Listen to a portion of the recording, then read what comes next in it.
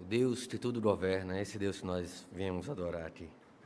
Certos de que Ele é Rei sobre todas as coisas. Nós cantamos isso em muitas de nossas canções. Eu quero convidar a igreja, ainda com as crianças aqui, a abrir as suas Bíblias no livro do profeta Isaías.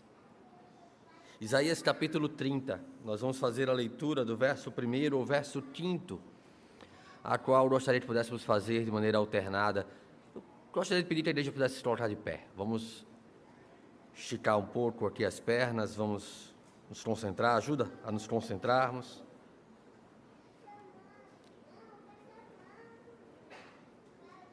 Isaías capítulo 30, nós vamos fazer a leitura do verso 1 ao verso 5. Isaías 30, verso 1 ao 5, vamos fazer de maneira alternada, de maneira que o verso 5 nós vamos ler juntos. Diz assim a palavra de Deus: Ai dos filhos rebeldes, diz o Senhor, que executam planos que não procedem de mim e fazem aliança sem a minha aprovação, para acrescentarem pecado sobre pecado. Agora a igreja.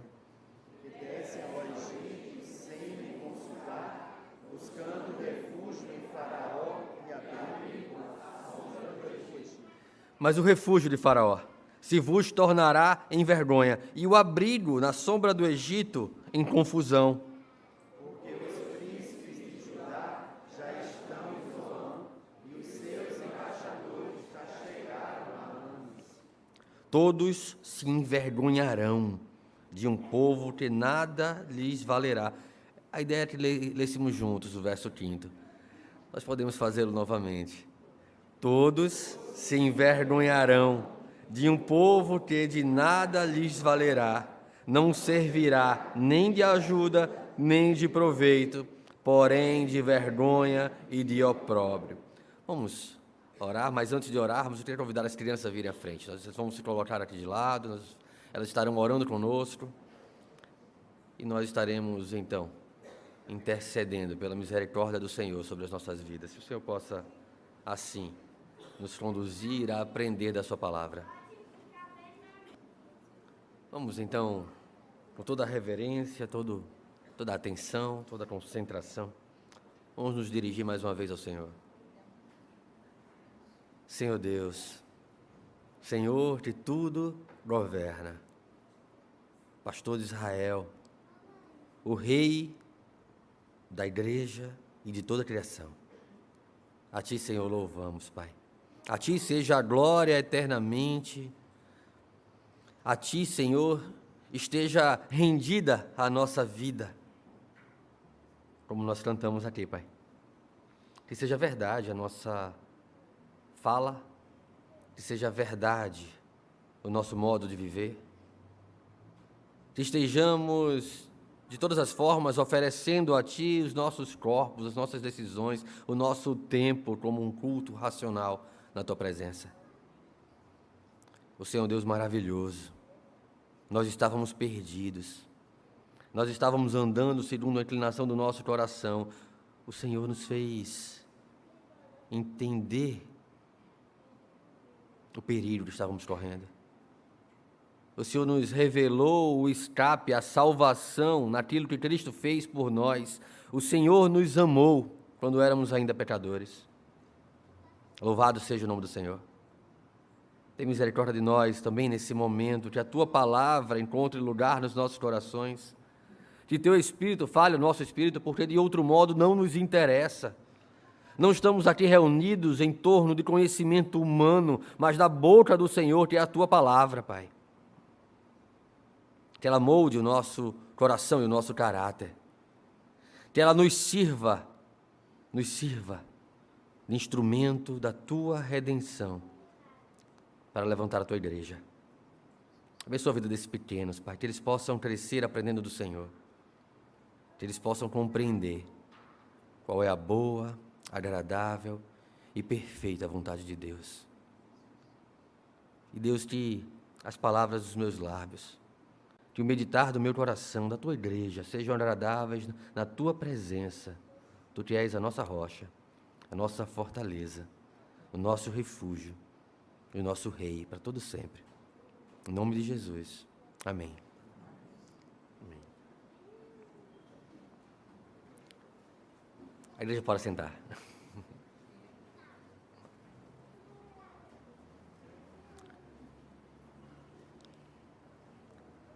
Meus irmãos, nós vamos conhecer um pouco da narrativa trazida aqui pelo profeta Isaías em 2 momentos. Nós vamos começar hoje e daqui a 15 dias, no dia 7, se não me engano, domingo a 15 dias, nós vamos estar voltando ao texto de Isaías, só que agora em Isaías 36, e dar continuidade a essa história tão importante sobre 2 figuras nas quais vale a pena que nós nos aprofundemos um pouco naquele contexto, em suas histórias, né, em como Deus, de maneira assombrosamente, maravilhosamente, agiu para que o seu povo pudesse encontrar salvação em meio ao caos, em meio às mazelas trazidas por causa dos seus próprios pecados.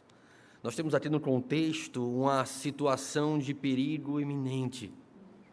Havia um rei na Assíria, a qual Judá havia feito uma aliança, um pacto de vassalagem, mas um rei, agora filho de Sargão II, Senaqueribe, uma figura importante na história daquela região, daquele contexto, que estava restaurando ali o que se chamava de Império Neo-Assírio, regovernando regiões perdidas por seus antecessores, e agora se encontrava em seu lançamento à guerra, reconstruindo aquilo que deveria ser as fortalezas da Síria, também empreendendo esforços sobre reinos vassalos que estavam talvez entendendo que poderiam estar agora independentes da Síria. Senaqueribe cerca Judá. A Síria já havia vencido Israel com pouca dificuldade. O povo já estava misturado ali no norte. Mas Judá prevalecia, e nesse momento, nesse contexto, sobre a liderança de Ezequias, Judá vivenciava ali um período tão interessante na sua história. Se nós conhecermos um pouco da história dos reis de Judá, nós vamos entender que aquele momento era um momento, como eu poderia dizer, de despertamento, de renovo do povo em relação à vontade do Senhor. Havia começado com Joás. Então Joás havia trazido de volta o culto ao Senhor. Joás que havia sido criado, escondido pelo seu tio, sacerdote do templo, e ainda muito jovem, muito criança, começou a reinar em Judá. Depois Joás se perde quando vai enfrentar o Egito, no seu próprio entendimento, contrariando a própria orientação dos seus profetas. Mas havia ali um momento de despertamento que o livro de Isaías, o profeta Isaías, vivenciou em certo aspecto. Porém, desse despertamento, ele pôde vislumbrar uma decadência iminente do povo de Judá. Isaías é chamado ali no capítulo 6 para um ministério muito duro. Isaías é chamado para falar a um povo que não iria ouvir. Se nós lembrarmos, em outro momento, você pode ler com calma o capítulo 6 de Isaías, quando Isaías vê o Senhor assentado no seu alto e sublime trono, e há um ensinamento profundo ali, porque havia um rei bom ali em Judá, ao qual Isaías estava pranteando, o rei Uzias, um rei que havia reinado de maneira reta, que havia destruído os templos de adoração aos falsos ídolos. Uzias havia morrido, e havia então um desconforto em Judá. O que haverá de ser de Judá? Isaías está voltando da morte do rei Uzias, está pranteando aquele bom rei, e então ele tem uma imagem perfeita diante dele, de Deus assentado no seu alto e sublime trono, ensinando para ele que, embora os reis terrenos venham e vão, Deus continua a reinar no seu alto e sublime trono sobre todas as coisas. De modo que ele aprende que a sua confiança e a sua esperança não pode estar nas mãos de governantes, mas do Deus que reina acima de todos eles. A igreja do Senhor nunca esteve alinhada com outra coisa senão com a sua palavra, senão com a sua verdade absoluta, e contra tudo aquilo, todos os sofismas, como Paulo vai nos ensinar lá em Coríntios, que se levantam contra o conhecimento de Deus, ao qual o nosso pensamento deve estar cativo.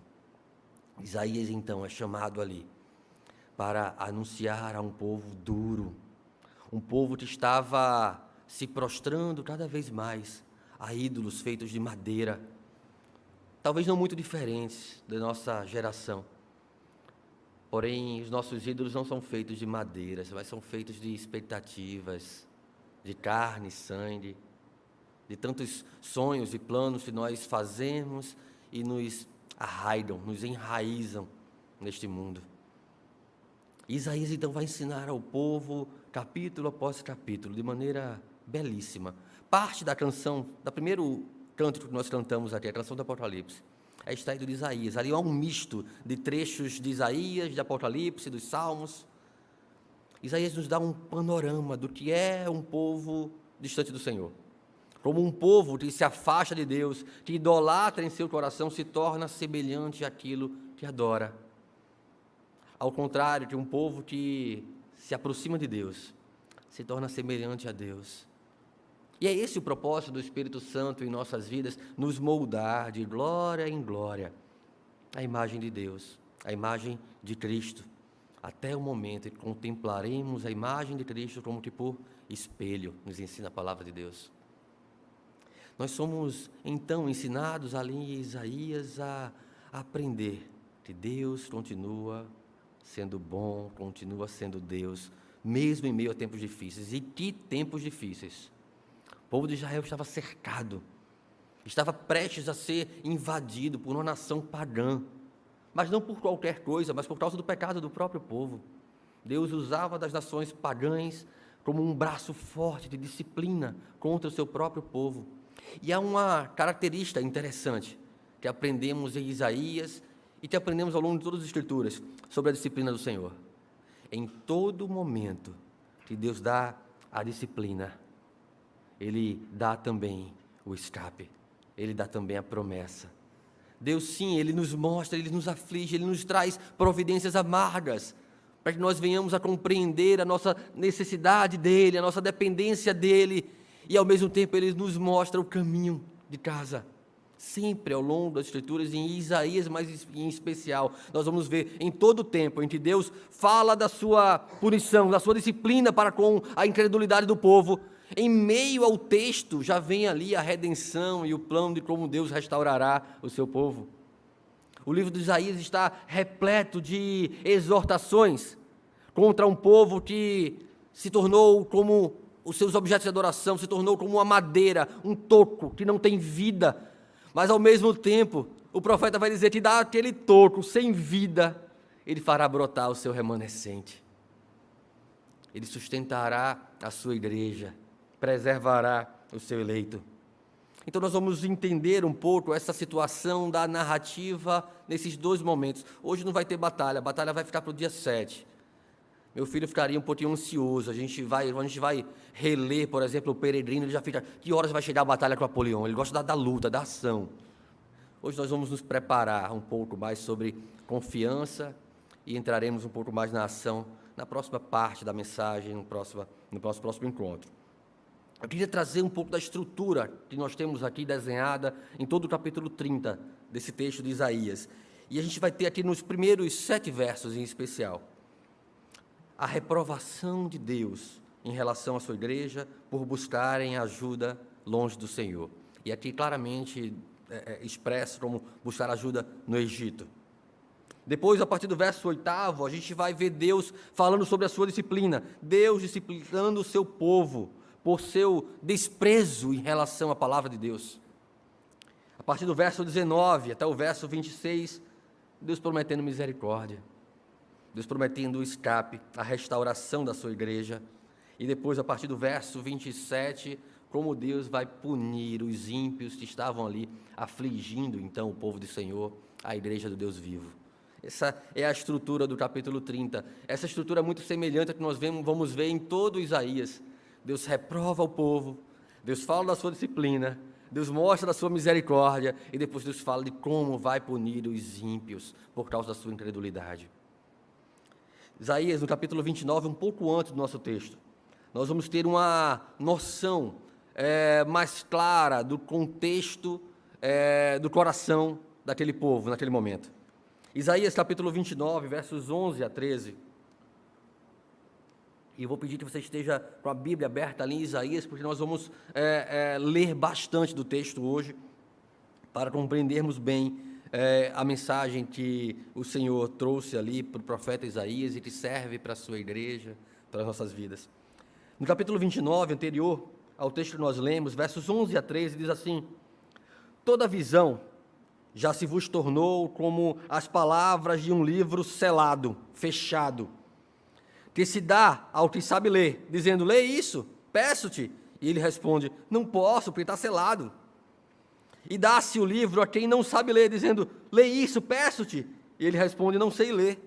O Senhor disse, visto que este povo se aproxima de mim com a sua boca, e com os seus lábios me honram, mas o seu coração está longe de mim, e o seu temor para comigo consiste só em mandamentos de homens, que maquinalmente aprendeu. Essa era a realidade religiosa daquele povo, embora vivendo ali um momento de paz para com Deus, em relação aos seus governantes. A gente não tinha governantes ali levantando altos a Baal, como se viu durante tanto tempo ali na história de Israel, mas o povo estava se tornando religioso. O povo estava se apegando ao cerimonialismo, de modo que o seu coração estava se tornando um coração idólatra, distante do Senhor, distante do Deus vivo. Ele vai dizer, aqueles que sabiam ler, pegavam um livro, e o conhecimento de Deus se tornava para eles como um livro fechado. Eles sabiam ler, mas não estavam entendendo nada, porque não podiam ler, o livro estava fechado. Deus havia calado os seus profetas em relação ao entendimento que eles poderiam ter acerca da vontade de Deus por causa dos seus pecados. Ainda mais aquele que não sabia ler. Ia pegar o livro e dizer, não sei ler, além de estar fechado, eu não sei ler. Então o povo estava obscurecido, perdido em suas próprias razões, em seu próprio entendimento. Em muitos momentos nós vamos ver o povo de Israel, e quando nós estudamos o Antigo Testamento e a história, desde que Deus formou um povo para si, ali com Moisés, formando uma nação, tendo chamado Abraão, mas como nação mesmo, ele começa a forjar isso a partir da saída do Egito. Nós vamos ver o povo agindo loucamente em busca de socorro, sempre está sendo atribulado por algum inimigo. O povo passa a agir loucamente, desesperado, angustiado, como muitas vezes nós, em meio às nossas aflições, angústias e perturbações, agimos, andamos também, transloucados em nossos entendimentos, distante do interesse, busca e confiança no Senhor. Temos buscado soluções de acordo com as nossas habilidades, conhecimentos e técnicas. Nós planejamos muitas coisas, e que bom que nós planejamos muitas coisas. Nós viemos de um acampamento dos adolescentes, nós tivemos ontem um culto com a mocidade, nós temos EBF planejada para a próxima sexta-feira, sábado e domingo, nós temos a programação do A3 com os adultos, casais aqui em agosto, nós temos muitos planos com a igreja, assim como temos muitos planos também em nossas vidas. Alguns planejam casar, outros ter filhos, outros se formar, tantos outros planos que nós temos traçado e desenhado, às vezes de maneira muito sistemática no nosso coração. Mas quantos deles nós temos, de fato, submetido à vontade do Senhor? Quantos deles nós temos colocado diante de Deus, dizendo assim, Senhor, se Tu quiser, amém por isso. Mas se Tu não quiser, Senhor, amém por isso também. Ou nós só queremos um Deus que se molde às nossas expectativas? Ou nós queremos um Deus tão pequeno quanto a nossa própria capacidade de criá-lo em nossos corações? Embora politicamente organizados como povo, a nação de Israel era religiosamente conhecida. Ela refletia, porém, a incredulidade de um coração cheio de uma fé inoperante. Por mais que fosse um povo ali politicamente unido, por mais que fosse uma nação cuja a religião era o próprio elo de ligação entre eles, a sua fé parecia inoperante, pois estavam se tornando obscurecidos de entendimento, adoradores da boca para fora, dominicais, talvez em nosso contexto, mas não de coração, não em espírito e em verdade, não em inteireza. Talvez eles estivessem, como alguns muitas vezes fazem isso, dividindo a sua vida entre vida secular e vida de igreja. Como se nossa vida fosse uma dicotomia entre aquilo que é para mim, é para esse mundo, é o meu tempo durante a semana, e aquilo que é para Deus, que é separado ali para a igreja no domingo, ou minhas atividades, dos meus ministérios. Deus requer de nós inteireza, integridade. A nossa vida inteira tem que estar submissa à orientação e alinhada com o Senhor, e não parte dela. O cristianismo não é uma religião de conveniência. O cristianismo é uma religião que nos torna pequenos cristos, partes parecidos com Cristo, reflexos de Cristo nesse mundo. Se não estamos nos tornando, sendo tornados, transformados em reflexos de Cristo nesse mundo, talvez estejamos vivendo uma adoração exterior e não o reflexo de um coração transformado. Eles não podiam evitar, então, por causa da dureza dos seus corações, as espantosas consequências de adicionar pecado sobre pecado. Uma adoração exterior e uma vida ímpia. Uma vida cheia de pecados escondidos e uma religiosidade superficial. A menos que eles fossem, então, despertados de sua loucura e buscassem consolo na justiça de Cristo e santificação no Espírito Santo, caminhariam para o desespero. Isaías capítulo 30, versos 1 a 3, do texto que nós lemos, vai dizer: ai dos filhos rebeldes. E para quem é pai e mãe sabe como é duro um filho rebelde. Ai dos filhos rebeldes, diz o Senhor, que executam planos que não procedem de mim e fazem alianças sem a minha aprovação, para acrescentarem pecado sobre pecado, que descem ao Egito sem me consultar, buscando refúgio em Faraó e abrigo à sombra do Egito, mas o refúgio de Faraó se vos tornará em vergonha, e o abrigo na sombra do Egito em confusão. Aquilo que os homens pensavam estar suportando a sua perenidade seria tornado em loucura, seria tornado em vã confiança. Seus corações endurecidos os tornavam cegos e surdos para com Deus. Assim como os homens sempre tendem a se apoiar em sua vã confiança ao longo de suas vidas, nós tendenciamos em nossas vidas a confiar muito mais na nossa experiência técnica, habilidade, do que na palavra do Senhor. Há uma tendência carnal, natural, corrompida, de confiarmos mais em nós mesmos e na força do nosso braço do que no Senhor, do que no Deus que pode todas as coisas, principalmente quando se trata de milagre. Nós confiamos mais, muito mais, na opinião do outro do que na palavra do Senhor, no conhecimento e experiência do outro do que naquilo que o Senhor revelou, que é boca de Deus para nós. Então, em nossa vã confiança, nós vamos buscando saída, segundo o nosso próprio entendimento, mas isso, diz o Senhor, terminará em vergonha e desgraça, terminará em desespero, em falta de consolo, por não confiarem em Deus. O povo de Deus investiu suas riquezas e energia, é disso que o texto está tratando aqui. O povo estava investindo suas riquezas, levando suas riquezas para o Egito. Olha que curioso. Eles haviam sido formados para fora do Egito. Eles haviam sido guiados por Deus para longe do Egito, levando inclusive riquezas do Egito para ser então uma nação, um povo de propriedade exclusiva do Senhor. Mas agora o povo estava devolvendo suas riquezas e seus tesouros para o Egito, levando de volta para fazer do Egito seus aliados. Muito se assemelha com igrejas modernas, que tendem a tirar suas pérolas aos porcos, se fazendo parecida com o mundo, para ser amada pelo mundo, abrandando a palavra do Senhor, para ser querida desta geração perdida e pervertida. talvez se tornando parte de sua vida espiritualizada, mas longe de uma adoração verdadeira. Agora que haviam se tornado nulos em entendimento, agora que haviam empreendido suas riquezas e confiança naquilo que não poderiam trazer segurança, seus tesouros eram gastos sem nenhum benefício.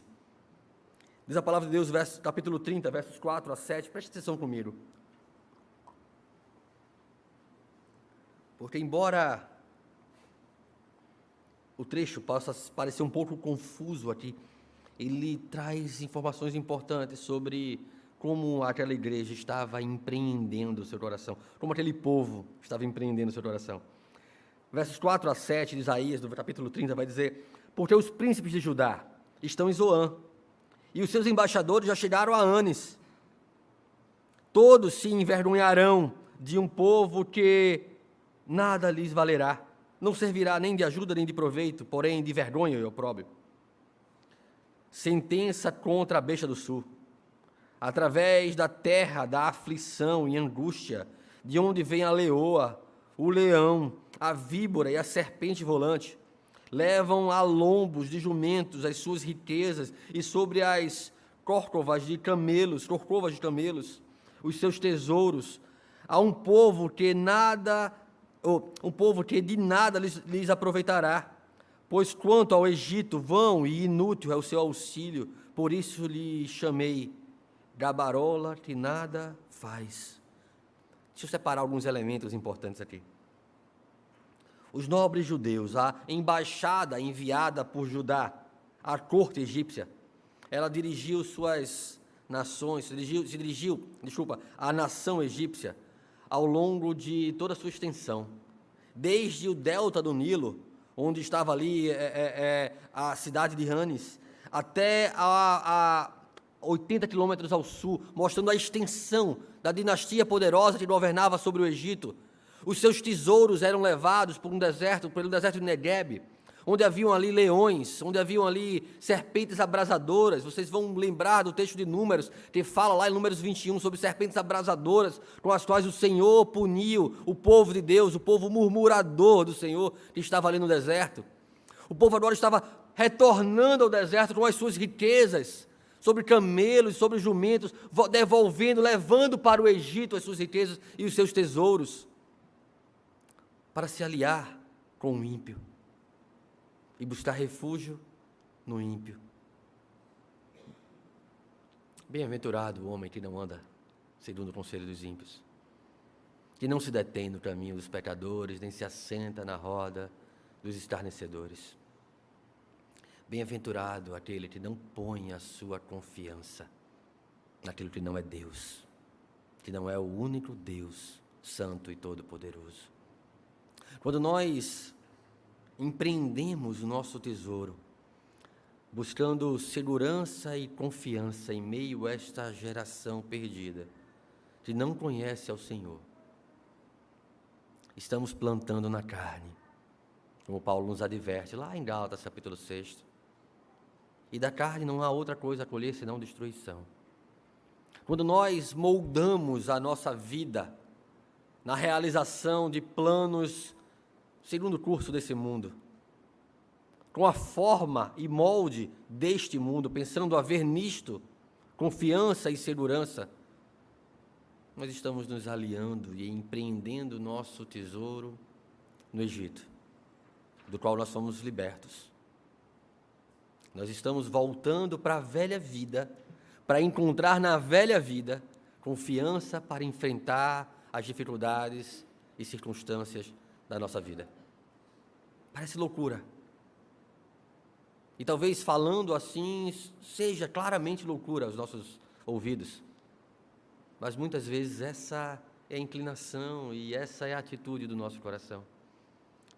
Nós confiamos muito mais no outro e naquilo que secularmente possa nos providenciar algum proveito, do que na perseverança nos caminhos do Senhor. Então buscamos atalhos para fugir das nossas dificuldades. Buscamos atravessar lugares que não deveríamos atravessar, porque não nos conduz à vida eterna com Deus, não nos conduz ao Senhor, mas nos conduz ao desespero e à loucura, como a palavra do Senhor assim nos ensina.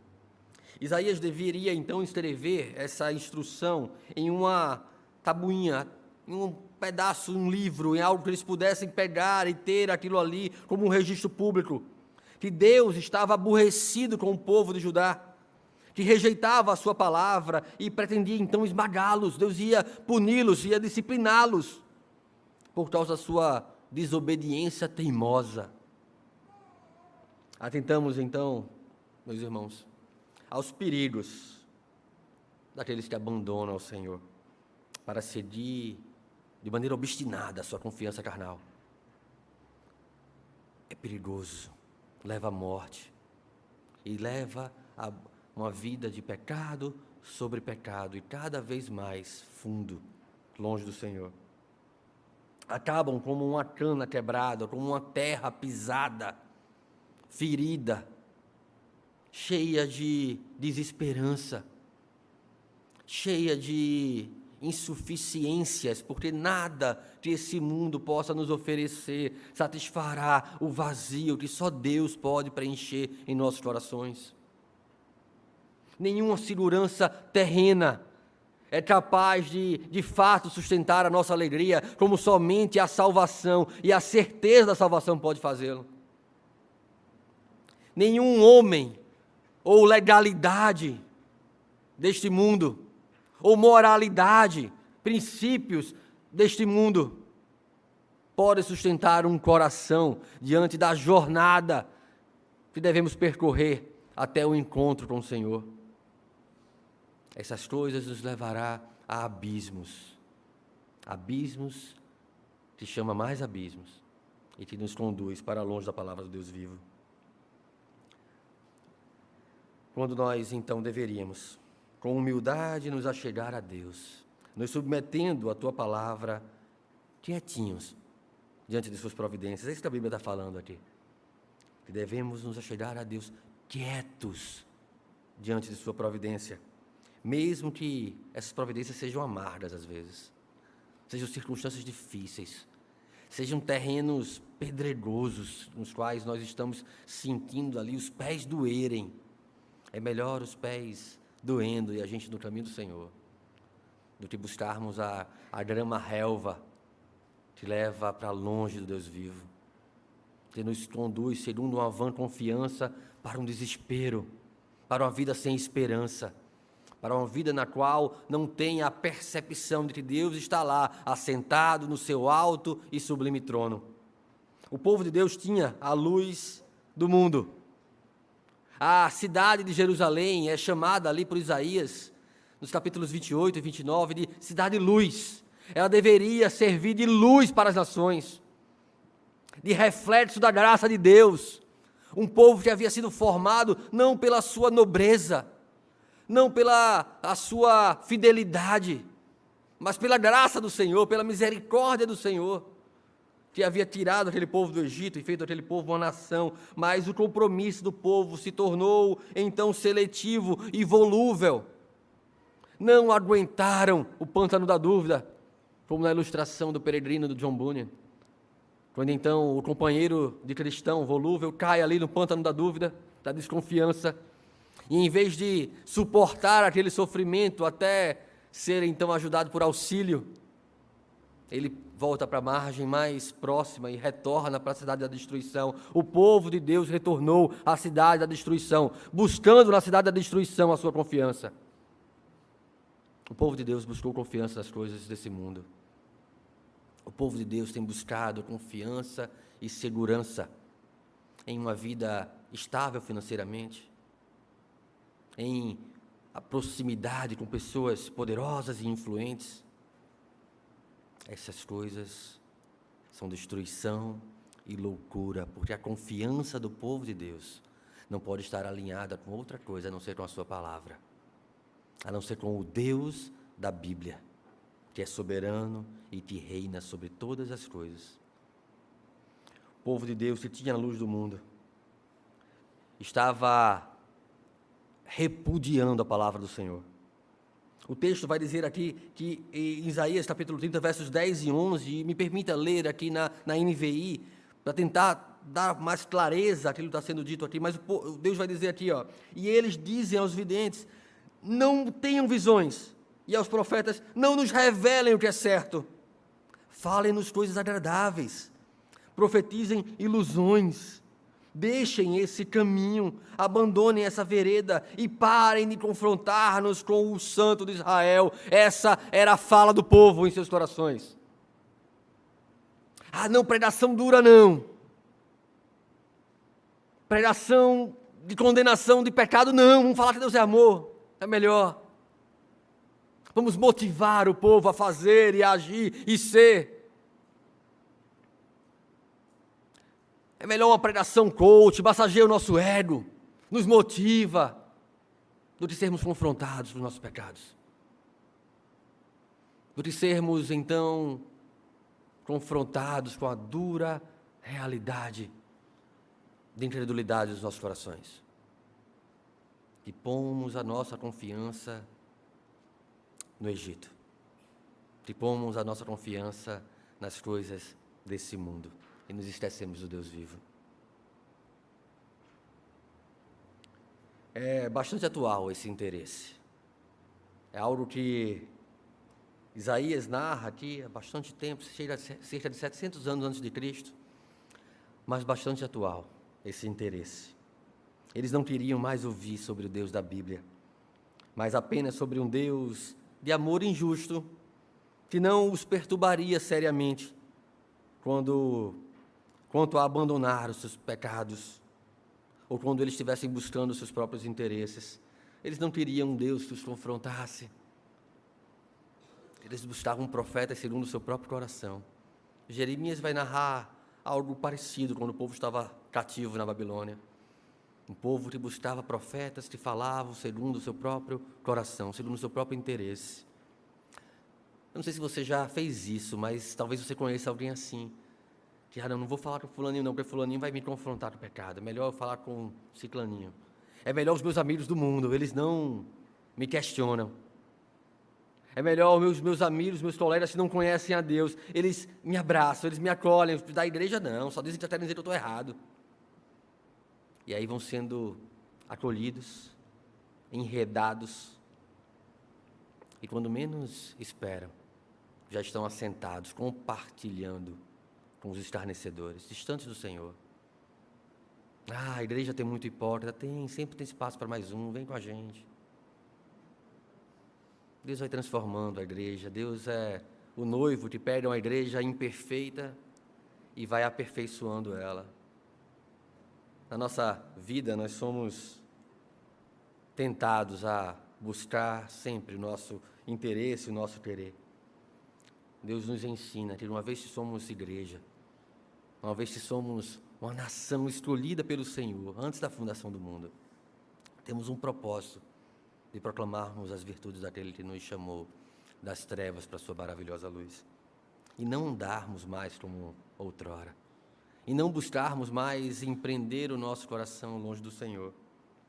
Mas aquele povo amou mais as trevas do que a luz. Amou mais ao mundo do que a Deus. Talvez como a semente cai no meio dos espinhos, ela cresce, ela começa a usufruir das bênçãos da igreja, mas logo os cuidados com este mundo começam a sufocar e ela não dá frutos. Um povo de adoração exterior, sem um coração convertido, trocavam a verdade de Deus pela mentira. Mesmo que os fiéis profetas buscassem fazê-los despertar de sua loucura, sua tarefa parecia não trazer frutos. Imagine que tarefa difícil dada a Isaías. Imagine ali em Isaías 6, Deus dizendo, Isaías, vem cá, é preciso alguém que fale a esse povo. Isaías, vai lá, eu vou. E aí Deus diz, olha, você vai falar, você vai pregar, mas olha, o povo não vai ouvir não. O povo vai se endurecer mais e mais, e eu vou fazer isso, que o povo se endureça mesmo, para derramar juízo sobre eles. Vê que ministério ingrato.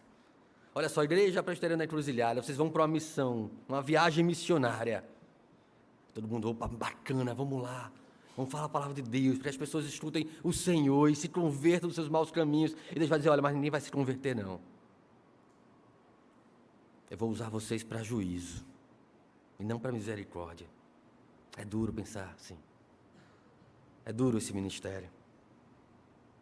Eles não gostavam de ouvir os seus mandamentos e sobre o ódio de Deus ao pecado. Eles desejavam não ser lembrados dessas coisas, mas desprezavam a vontade de Deus. Seus pecados sabotaram a sua própria segurança.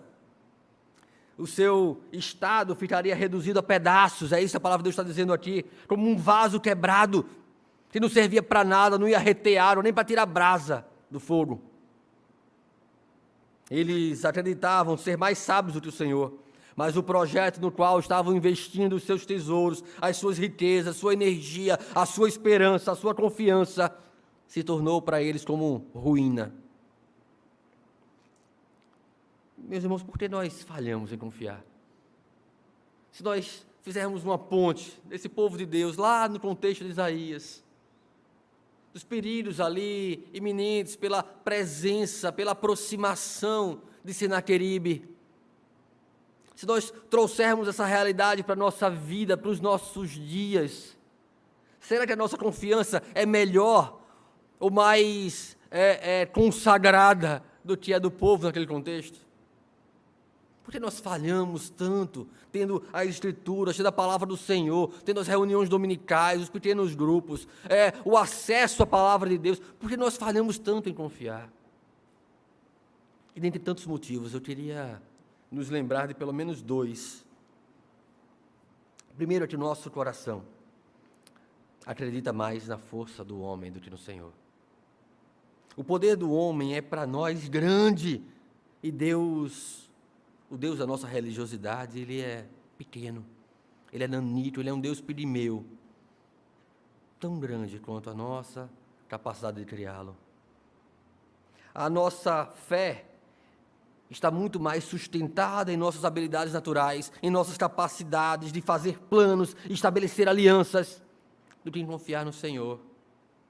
Nós admiramos a força do homem a tal ponto que nós somos apegados àquilo que os nossos olhos veem, ao poder do homem carnal, mais do que ao poder do Senhor. Então nós construímos ídolos em nossos corações, aos quais servimos com os nossos tesouros, em meio a desertos que podem nos fazer perder toda a esperança, mas ídolos aos quais nós acreditamos que podem nos fazer felizes. Nós confiamos mais no homem do que no Senhor. O homem muitas vezes é para nós grande e Deus pequenininho. Então nós pomos a nossa confiança no homem. Então nós colocamos a nossa confiança em pastores. Então nós colocamos a nossa confiança em governantes, em instituições, quando deveriam estar fundamentadas no Deus Santo e Poderoso. Em segundo lugar, meus irmãos, nós falhamos em confiar porque nós não queremos ser confrontados sobre o nosso mau caminho. Nós não queremos ser confrontados sobre aquilo que nos dá prazer, mesmo que esteja nos conduzindo para longe do Senhor. Nós nos agarramos às promessas do pecado. E muitas vezes, pondo numa balança, nós escolhemos prosseguir no pecado, considerando muito pouco pisar, ele cuspir, desrespeitar a ordenança de Deus. A boca de Deus, a palavra de Deus, entendam, se nós compreendemos, esse é o fundamento da igreja, se nós compreendemos que a palavra do Senhor é a boca do Senhor, que é divina, é santa, é inerrante, e nós mesmo assim consideramos que o pecado pode nos trazer mais alegria, nós estamos refletindo um coração incrédulo, que despreza, que rejeita a palavra do Senhor. Talvez como aquele povo, capaz outro de dizer, não, pregação dura não. Vamos falar de amor, Deus é amor. Jesus te ama, e eu também. Deus é justiça, Deus é santo. A sua justiça está intimamente ligada à sua santidade. Ele é santo e por causa da sua santidade Ele não tolera pecado. Deus é santo e por causa da sua santidade Ele não quer que nós andemos em pecado. Ele exige que nós sejamos santos assim como Ele o é, porque é para isso que Ele nos chamou. Para através do seu Santo Espírito nos fazer prosseguir uma estrada, uma jornada progressiva em refletirmos o caráter de Cristo, as características de Cristo. Mas se os homens não se arrependerem dos seus pecados e se voltarem para Deus, se buscarem fidelidade, ou buscarem a felicidade no favor do Senhor, se eles desprezarem isso, seus desejos somente serão para a sua ruína. Aqueles que colocam a sua confiança somente em Deus, receberão consolo. Deus está sempre disposto a conceder graça a todos aqueles que vão a Ele. E nós vamos a Ele porque Ele nos atrai. E nós vamos a Ele porque Ele nos ama, sendo nós ainda pecadores. Por meio da fé em Cristo, nós nos tornamos felizes, alegres, contentes, satisfeitos, porque se o Senhor é o nosso pastor, nós dizemos isso tão bem decorado, mas viver é tão difícil. Se o Senhor é o nosso pastor, nós não temos falta de nada. Não importa se estamos na bonança dos vales verdejantes, dos pastos verdejantes, ou estamos passando pelas providências amargas, nos vales escuros como a sombra da morte, se estamos na presença do nosso inimigo ou não, o que importa é que nós habitaremos na casa do Senhor para todos sempre, e é nisso que deve estar posto o nosso coração e a nossa confiança. Não estão nas circunstâncias dessa vida. Os pastos verdejantes são passageiros. O vale escuro como a sombra da morte é passageiro. Tem uma frase do Churchill, um importante líder, povo britânico durante a guerra, principalmente contra o nazismo, se tornou bastante conhecido pelas suas palavras, né, seus discursos. O Churchill dizia: se você estiver atravessando o inferno, continue atravessando. É melhor continuar atravessando, ele vai terminar, você vai chegar até o outro lado. Mas nosso coração e a nossa esperança não estão nas circunstâncias. Nosso coração e a nossa esperança precisam estar firmados no Senhor, o Rei da Glória. Nós cantamos isso aqui, o Rei da Glória. Mas como nós temos posto reis competindo em nosso coração? Como nós temos posto ídolos competindo com Deus em nosso coração? Competindo, onde nós vamos colocar a nossa confiança, onde está a nossa esperança, onde está a nossa força? Porque enganoso é o coração do homem. Porém, o Espírito Santo nos dá discernimento de encontrarmos na palavra do Senhor o escape dessa loucura e sermos então reintegrados ao corpo que unido conduz uns aos outros para mais perto de Cristo Jesus. Como nós encontramos essa confiança? Quando nós encontramos essa confiança? Quando nós deixarmos os nossos maus caminhos. Precisamos deixar os nossos maus caminhos. Sim, a jornada cristã, ela implica em carregarmos a cruz. Embora nosso fardo tenha sido facilitado, nosso fardo é leve, o fardo de Cristo, Ele conquistou, Ele carregou sobre si o nosso fardo e nos deu dele. Nos deu a sua justificação, nos deu a sua vida, que nós não merecíamos. Ainda assim, nós precisamos carregar a cruz e viver como Cristo, como modelo de Cristo. Precisamos deixar o nosso mau caminho e nos voltar ao lugar do dever, do compromisso, da ação, da vida com Deus, de ser suporte e instrumento de Deus na igreja que o Senhor nos levantou, para exercer nela o nosso ministério. Não existe ministério de esquenta-banco, existe ministério de serviço. Nós servimos ao Senhor no culto e servimos ao Senhor sendo suportes uns dos outros, exortando uns aos outros, nos aprofundando na palavra do Senhor, sendo instrumentos de Deus na vida uns dos outros. É para isso que nós somos igreja.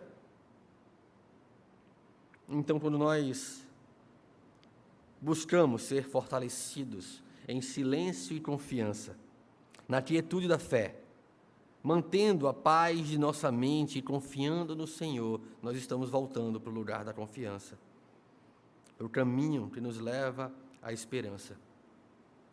Volta teus olhos para o texto de Isaías.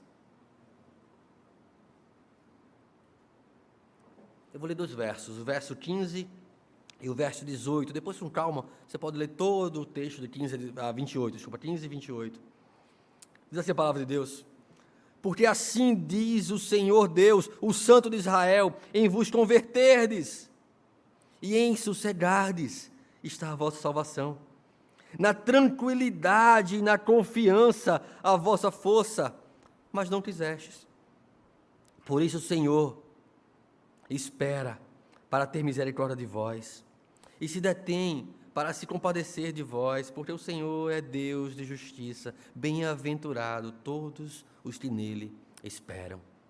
Olha que coisa que parece um contrassenso. Imagina você está passando por aflição, o povo aqui estava vendo o perigo se aproximar. Senaqueribe com seu exército havia dominado nações poderosas, regiões poderosas, a própria Babilônia.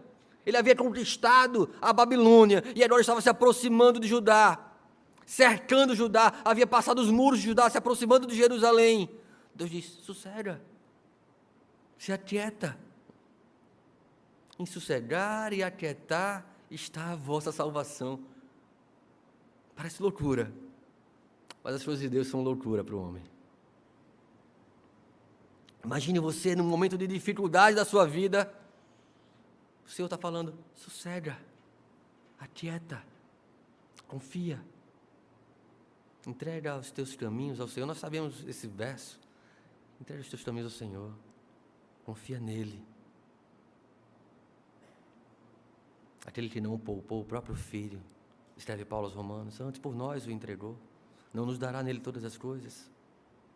Se Deus é por nós, quem será contra nós? Mas, como ovelhas, somos entregues ao matadouro todos os dias. Mesmo assim, nada pode nos separar do amor de Deus. É Deus quem nos refreia e nos limita de fazermos o mal. Sua graça governa sobre a nossa maldade. Vê que coisa maravilhosa. Nós não somos tão maus quanto poderíamos ser por causa da graça de Deus. A sua palavra guia o seu povo pelo caminho reto. Aos seus amados, o Senhor instrui, mesmo em meio às nossas inconstâncias. Versos 20 e 21 do capítulo 30 de Isaías. Ele traz uma esperança vigorosa para nossas vidas. Ele vai dizer: olha, embora o Senhor vos dê pão de angústia e água de aflição, contudo, não se esconderão mais os seus mestres. Os teus olhos verão os teus mestres. Quando te desviares para a direita e quando te desviares para a esquerda, os teus ouvidos ouvirão atrás de ti uma palavra dizendo: este é o caminho, andai por ele. Mesmo em meio às nossas inconstâncias, mesmo em meio às perturbações, o barulho desta geração, a palavra do Senhor vai dizer: está errado, esse é o caminho, andai por ele. Volta para o caminho do Senhor. Larga as tuas inconstâncias, a tua fé vacilante, o teu compromisso frágil, seletivo, e volta para o caminho do Senhor. Nisso está a confiança. Mas não é assim o fim dos ímpios. Embora pareçam prosperar por certo tempo, aquele que planta na carne, da carne colhe destruição. Houve um vale próximo a Jerusalém, e é o que nos traz a memória aqui no texto de Isaías. Houve um vale ali próximo a Jerusalém, onde ardiam constantemente fogueiras e eram lançados ali coisas ofensivas, lixos, coisas que poderiam trazer algum dano ao povo. Estava constantemente pegando fogo. Foi ali que os judeus, quando idolatravam, lá no tempo de Jezabel, eles passavam os seus filhos pelo fogo a Moloque. Deste modo, é ilustrado a certa destruição, que é apresentado como um símbolo horrível, que espera aqueles que não têm um coração arrependido do Senhor. Verso 33, Isaías vai dizer, porque há muito está preparada a fogueira, preparada para o rei. A pira é profunda e larga, com fogo e lenha em abundância, o assopro do Senhor, como torrente de enxofre a acenderá. E então nós vamos ver, a partir desse verso, como Deus vai tratar com a questão de Senaqueribe, aquele rei ímpio que estava se levantando contra o povo de Deus. Ao ameaçar então o exército de Senaqueribe com destruição, o profeta vai apontar o caminho também da destruição final a todos os pecadores não arrependidos dos seus pecados, a todo o coração insolente, a toda alma não regenerada. Meus irmãos, nós enquanto cristãos, enquanto igreja, nós temos vivido uma época complexa na história.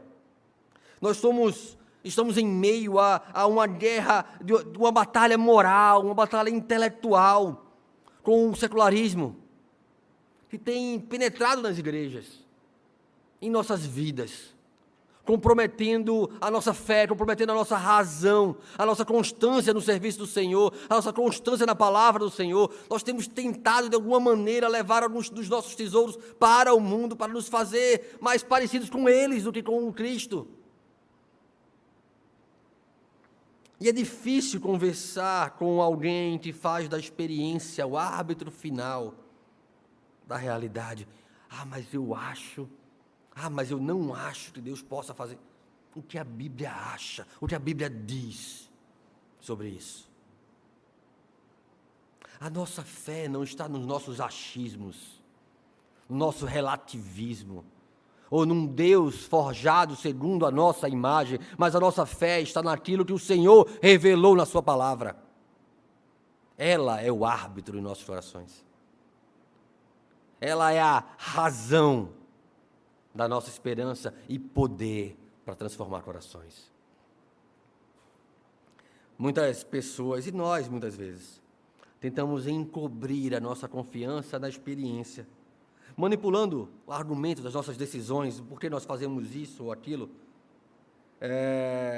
Porém, por mais que muitas vezes a nossa experiência ela seja uma boa professora, é importante sabermos que a palavra de Deus é melhor, porque nos instrui a partir de uma perspectiva que nós não temos naturalmente, a partir da perspectiva da eternidade. A palavra de Deus nos ensina a enxergarmos a nossa vida como uma peregrinação.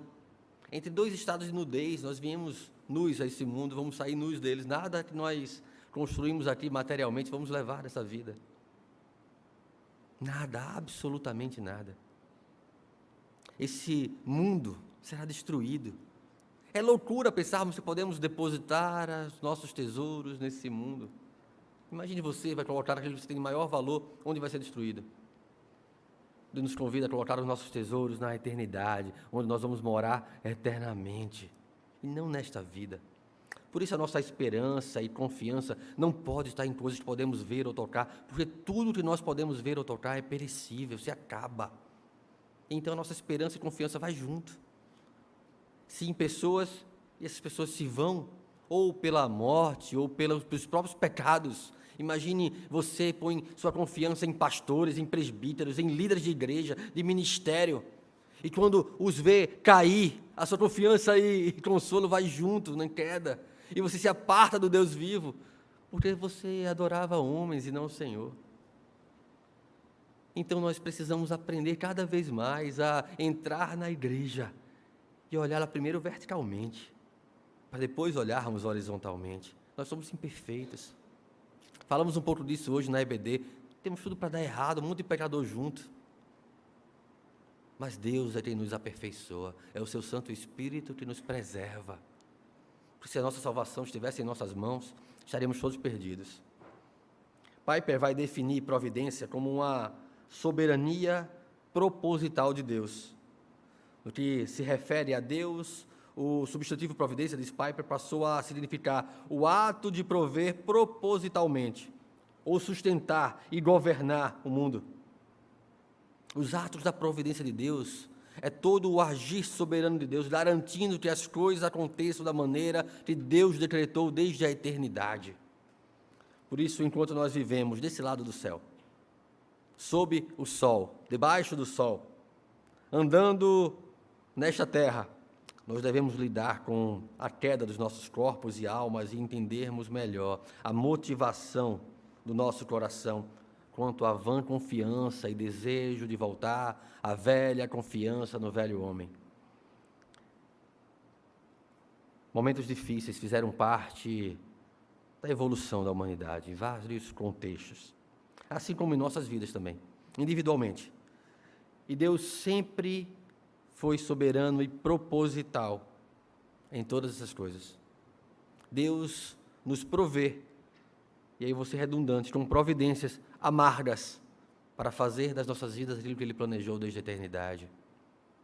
Paulo nos ensina muito sobre confiança na soberania de Deus, em meio a crises, em meio a situações difíceis, em meio a perseguições, em meio a situações em que estejamos cercados de inimigos. Paulo vai escrever lá aos Filipenses, a partir do verso 6 do capítulo 4, não andeis ansiosos de coisa alguma. Em tudo, porém, sejam conhecidas diante de Deus as vossas petições, pela oração e pela súplica, com ações de graças. E a paz de Deus, que excede todo o entendimento, guardará o vosso coração e a vossa mente em Cristo Jesus. Olha só, se você entrou ansioso, se você colocou diante de Deus a sua oração, as suas petições, aquilo que estava deixando você impaciente, aquilo que estava tornando o seu coração incrédulo quanto ao tempo de Deus. Ah, Senhor, o teu tempo está demorando demais. Ah, Deus, o teu jeito não deveria ser esse, deveria ser assim. Paulo vai dizer, coloca isso diante de Deus. Ora, suplica. Então, verso 8, ele vai dizer, finalmente, irmãos, tudo que é perfeito, tudo que é verdadeiro, tudo que é respeitável, tudo que é justo, tudo que é puro, tudo que é amável, tudo que é de boa fama, se alguma virtude há e algum louvor existe, seja isso que ocupe o vosso pensamento. Não ansiedade, não impaciência, não estejamos alimentando a nossa mente com a nossa incredulidade, mas estejamos transformando a nossa mente pela oração, pela confiança, naquilo que é bom, que é puro, que é perfeito, que é amável. O que também aprendestes, diz Paulo no verso 9, o que também aprendestes, e recebestes, e ouvistes, e vistes em mim, isso praticai. E o Deus da paz será convosco. O salmista no Salmo 121, ele olha para os montes e diz, de onde me virá o socorro? E ele mesmo responde, o meu socorro vem do Senhor, que fez os céus e a terra. O Deus que criou todas as coisas, criou o céu e a terra, é em quem nós devemos pôr a nossa confiança, e não no que pode fazer o homem. Porque o que pode fazer o homem está sob a autoridade do Rei, que está sentado no seu alto e sublime trono. Deus sempre estará levantando a sua igreja. Deus sempre estará salvando pecadores. Sempre estará santificando os seus eleitos. O Deus soberano estará sempre provendo motivos da nossa adoração, com os quais nos alegrar diante dele, desfazendo a desesperança, fortalecendo a fé do cansado. Sempre estará dando coragem aos tímidos, dando alegria na aflição e fazendo abundar o amor em nossos corações enganosos. Mas também estará humilhando os orgulhosos e envergonhando o inimigo das nossas almas, mesmo através dos tempos difíceis de nossas vidas. Deus utilizou tempos difíceis na vida de Jó para humilhar Satanás. E Deus sempre utilizará das suas providências amargas para nos fazer crer e confiar na quietude da fé. Acalma, aquieta o coração. Deus está no controle de todas as coisas. O Senhor é o nosso castelo mais forte de todos aqueles que podem ser levantados por este mundo. Nós possamos apegar a isso, a nossa confiança.